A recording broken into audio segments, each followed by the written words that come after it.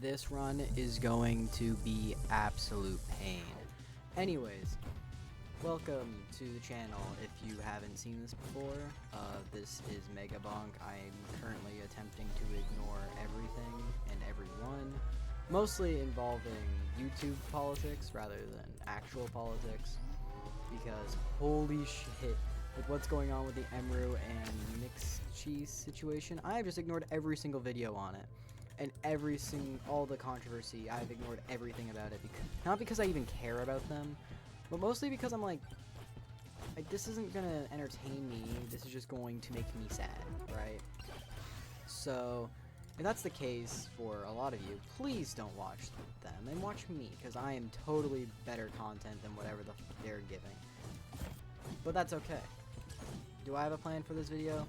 No, but I will say, thank you for the support on the last video. I got 3 subscribers from that, which I did not expect.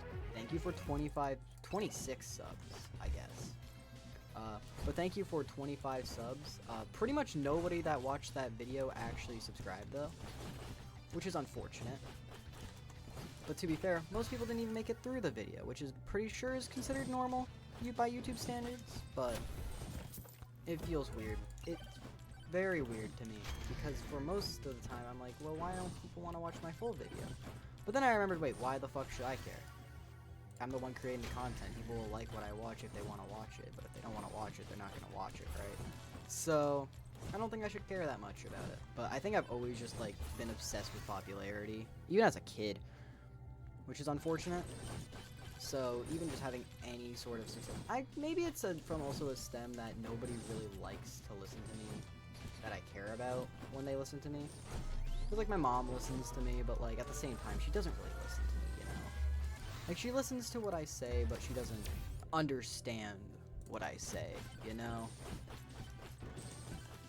Like, when I stress about my future, she doesn't get it in the slightest. She doesn't understand at all. And it just feels so weird. So, when a bunch of people just want to watch my content, it's nice. It's really nice. Because it shows that people care, right? And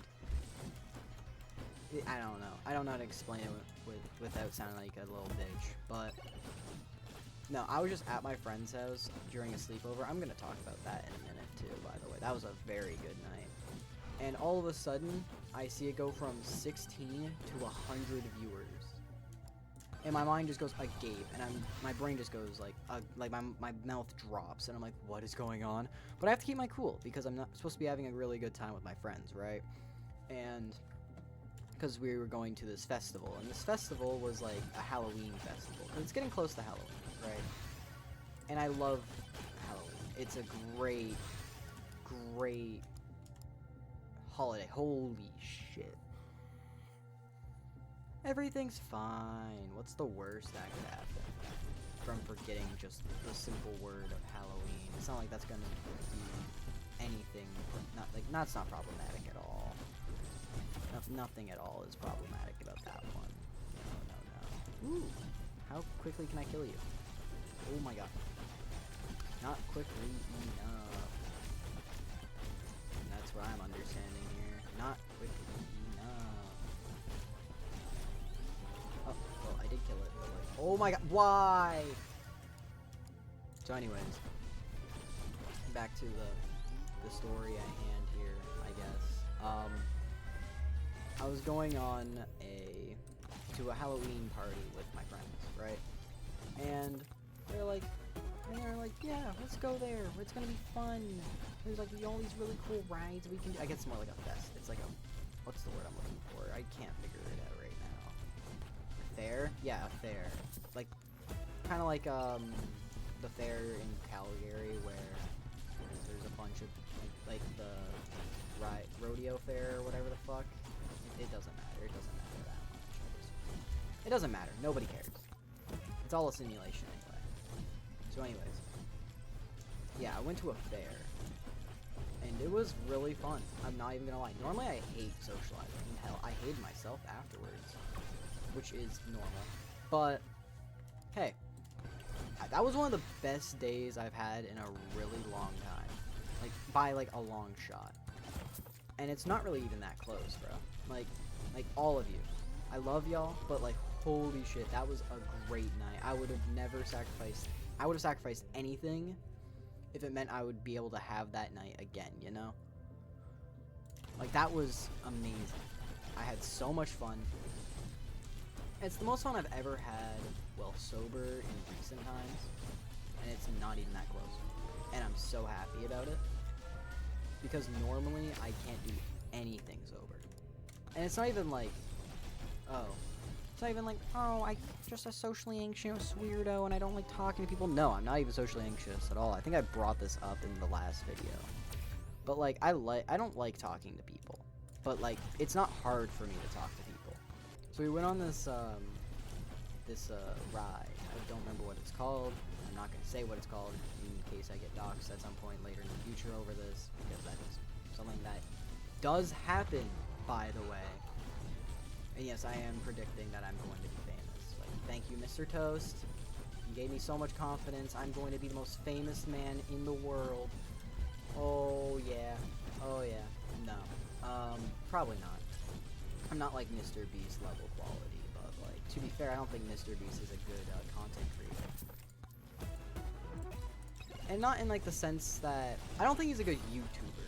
He's a great businessman. He makes good content, and he isn't like bad at his job. Obviously, he's the biggest channel in the world for a reason. But I also think that, you know, he kind of lost himself because of that, right? Because like before, like he got super insanely famous, you knew what his personality was like. You knew how he talked to people. You knew what he liked doing. You knew exactly why he did this. Oh god. But like now, I couldn't tell you who Mr. Beast is from a mile away, you know? Like if you were to tell me, oh yeah, that's Mr. Beast, I'd be like, oh, that's just some generic white guy. He doesn't have a personality.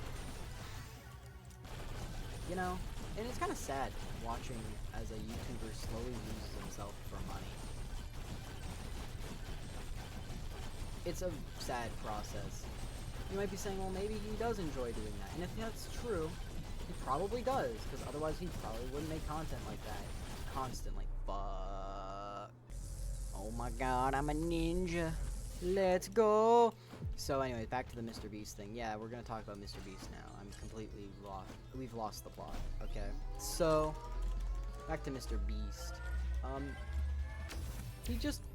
He's the king of YouTube, but I don't think he is a YouTuber anymore. You know? He's not really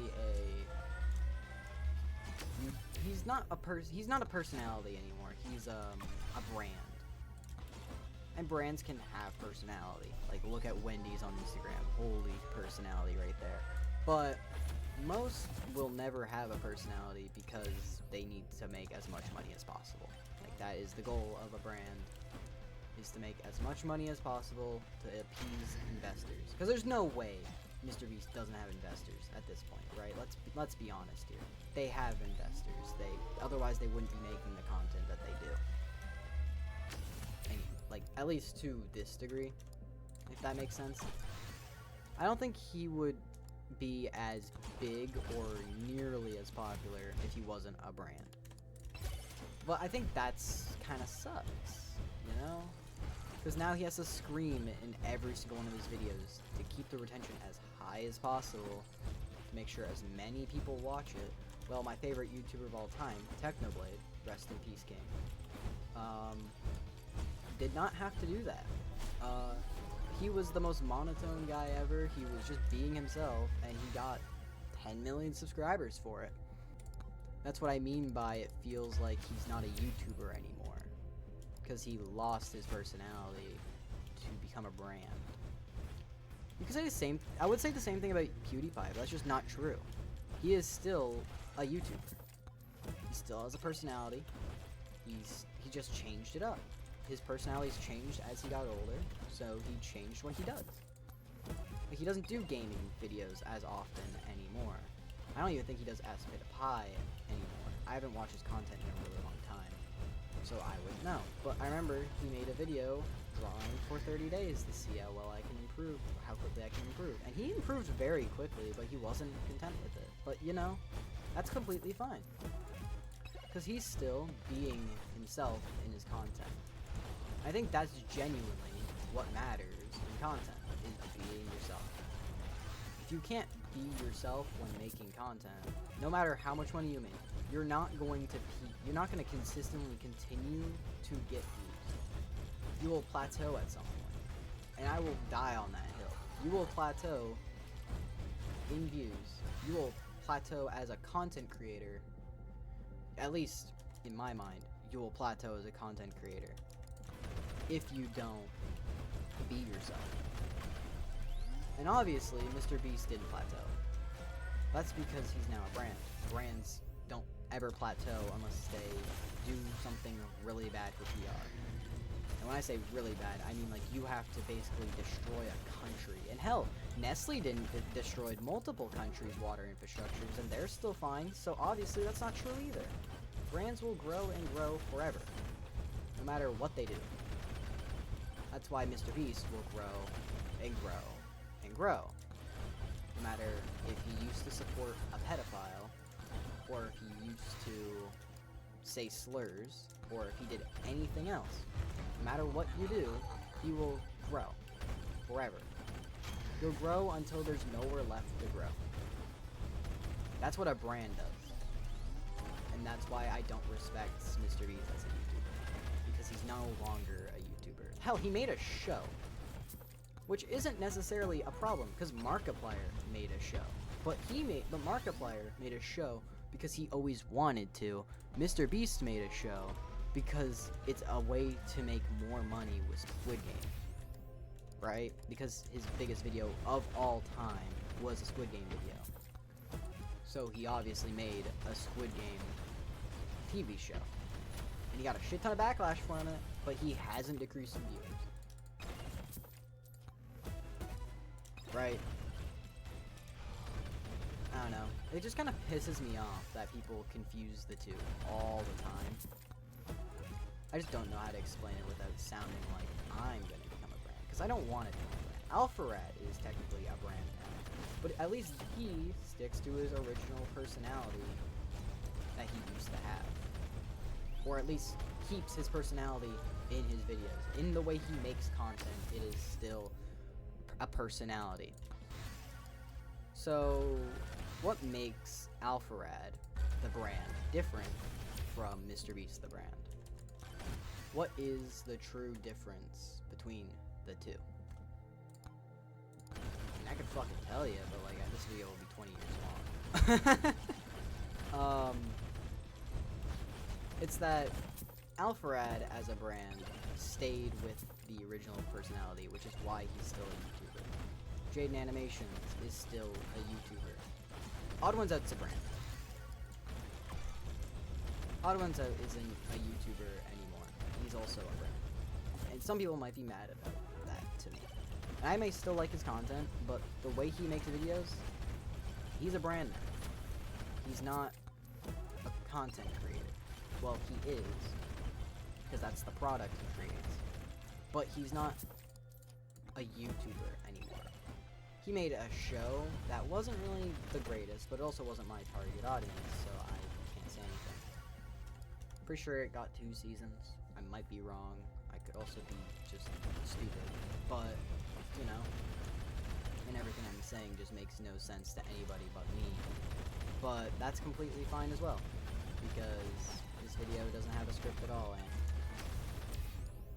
and I don't think Mr. Beast cares about his viewers, but he cares. I think Mr. Beast does care about the people he saves, but at the same time, I don't think he cares in the same way as a genuine person cares. Because, like, you can care that you saved a person, you can care about... That's something I've also never gotten from people, is that, because I care about, like, immigrants, but I don't care about them, you know? Like, it's not the same thing.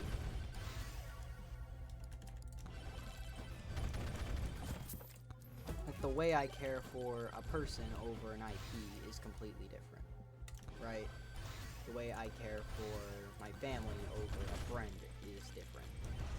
So I don't think the way he cares about the people he's being a philanthropist to, or the people in his competition, is the same as how he cares about his friends. Or like, hell, even his workers, to be fair. I don't think he cares about them the same way either, but not like, I mean that's, like, I don't think he cares about them, but he cares about what they can do for him at this point. I think he used to, genuinely, or if he still does, cool, good for him, but I think that's even more emblematic of that he doesn't show it very well anymore. Actually, arguably, he shows it 20 trillion times worse by making competitions out of it now. Because I remember he made his first ever video of doing something good was giving it was 10,000 because he asked the sponsor for 10,000 because it looked better in the thumbnail, which he's right. And it was genuinely like a good video. It was like that felt like a human giving a person money to help them. But the way he does it now doesn't feel that way. It feels like everything is just for the money. Ironic, I just got stonked.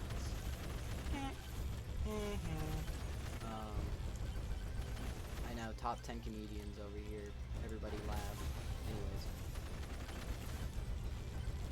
Oh god, this can go poorly. Oh no! Oh no! Oh no! Oh no! Oh no! Damn it! Well, that will be the video because I don't feel like recording anymore, and I can already tell this is a long one. Okay. Okay. Bye bye.